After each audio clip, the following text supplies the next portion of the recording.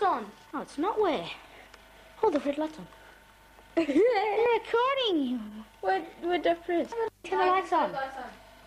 Hey, and down there. Get ready.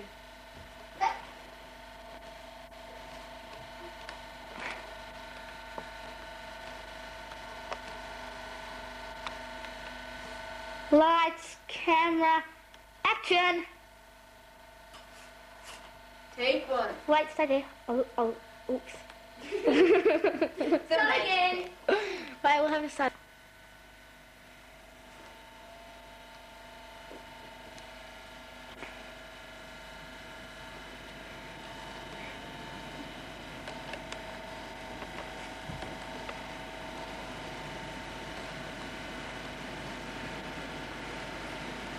Lights, camera, action. Take one. The magic necklace. A one, a two. No, wait, Daddy.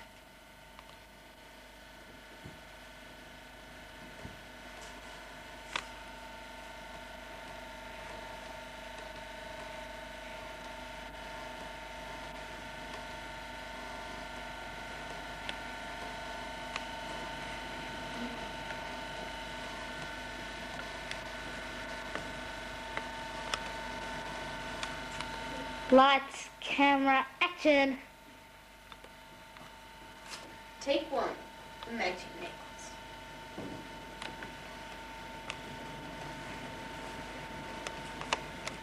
Hit it. A one, a two, a 1, 2, 3, 4.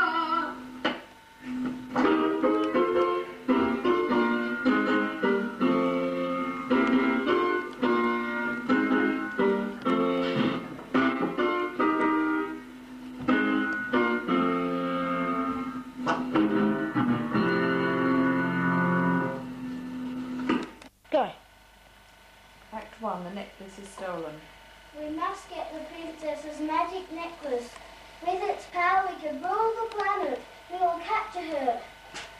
The baddies captured the princess and took her back to the hideout. Go. Act 1, the necklace is stolen. We must get the princess's magic necklace. With its power we can rule the planet. We will capture her.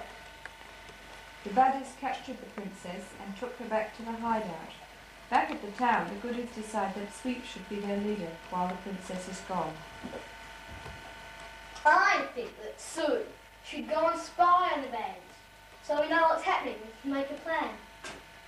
Sue discovers that the baddies are still trying to get the necklace off the princess. Now that Sweep knows he has a lot of time, he thinks of a plan. Act 2, the plan. I think that we should get a baby's toy and give it to the giant to entice him away.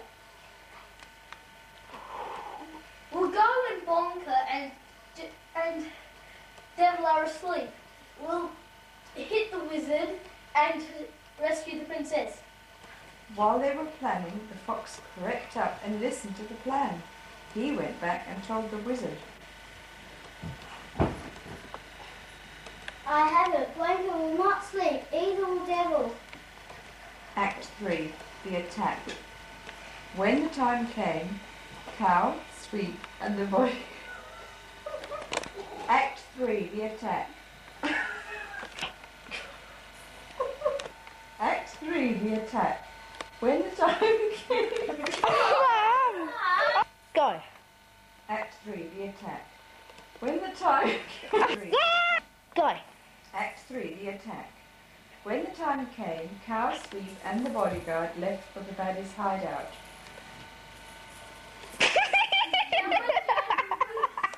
Go. Act 3, the attack. When the time came, Cow, Sweep, and the bodyguard left for the baddies' hideout.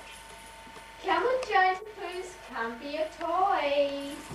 Cow led the giant far away, and Sweep and bodyguard went inside. They meet Boinker and Devil. Quick. We'll let ourselves be captured so we can get to the wizard more easily. Okay. Act 4, the end.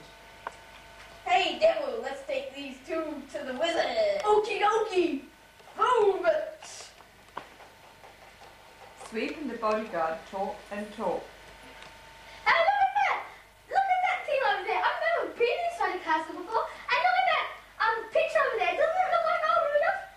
Yeah, look at all those roughy, tufty old curtains. Look how roughy, tufty they are. And anyway, where are the curtains? Look out the window. You can still see the giant foaming cow. And look at all those mice. Gee, you can hear them too. Squeak, squeak. And look at the tiles. Aren't they cracked? Look at Shut up! Be quiet! Go! Shut up! Be quiet! The wizard got so angry he cast a spell to make them shut up. The bodyguard threw a stone at the wizard when he was halfway through his spell. Abracadabra, abracadabra. The spell went wrong and Boinker and Devil turned good. I can't wait to see this. The princess rules all over the land. Come on, once more. princess. Go back to your feathers. Okay. Get it now.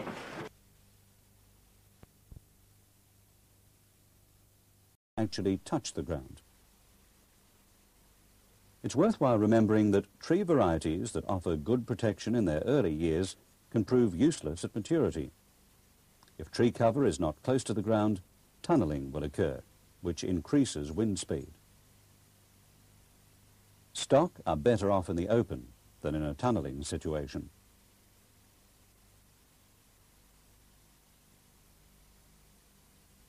Protective tree belts can either be single row, double row, or triple row. There are no advantages in exceeding 3 rows. Single rows will provide stock protection and control wind erosion. But if some trees die, large gaps will be left in the shelter belt, making certain sections useless. Double rows are the most popular, as they do the job and don't remove too much land from production. Standard planting distance can be anywhere between 5 and 7 metres. Trees planted too close together may not reach full mature height due to water competition. Closer plantings also cost more. Spacings that are too wide cause wind tunnelling. For the best protection, stagger the plantings and consider a mixture of low-growing and tall species. Consideration of the length of shelter belts is also important.